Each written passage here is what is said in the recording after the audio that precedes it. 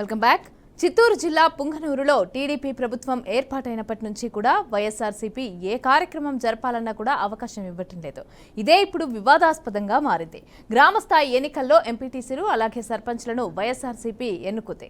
తప్పుడు నిర్ణయాలతో గ్రామస్థాయి ఎన్నికలను జరగనివ్వకుండా ఏకగ్రీవంగా ఎన్నుకున్నారు. అయితే ప్రస్తుతం టీడీపీ ప్రభుత్వం ఉన్న కారణంగా తమ సమావేశాలను జరగనీయడం టీడీపీ నాయకులు కార్యకర్తలు అలాగే భారీ స్థాయిలో మండల కార్యాలయానికి చేరుకున్నారు. ఇక దీంతో ఏ సమయానికి ఏం జరుగుతుందో అని హైటెన్షన్ అయితే నెలకొనడంతో మండల కార్యాలయం చుట్టూ కూడా పోలీస్ బందోబస్తును ఏర్పాటు చేశారు. మండల సర్వసభ్య సమావేశము 90 రోజులకు ఒకసారి 90 రోజుల లోపల ఒకసారి జరగవలసి ఉంది. అందులో భాగంగా 17వ తేదీ సర్వసభ్య సమావేశం ఏర్పాటు చేయడం ఉంది. అందులో భాగంగా ప్రతి ఒక్క ఎంపీటీసీ సభ్యులకు, సర్పంచులకు, మన ఎమ్మెల్యే గారు, ఎమ్మెల్సీ, ఎంపీ కూడా అందరికీ సర్క్యులర్స్ ఇవ్వడం జరిగింది.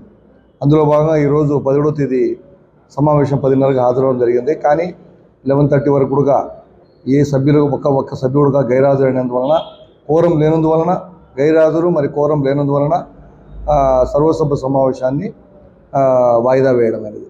తదుపరి మండల అధ్యక్షుల వారితో సంప్రదించి తదుపరి సమావేశం ఎప్పుడైంది నిర్ణయిస్తామని మీకు తెలియజేయడమే.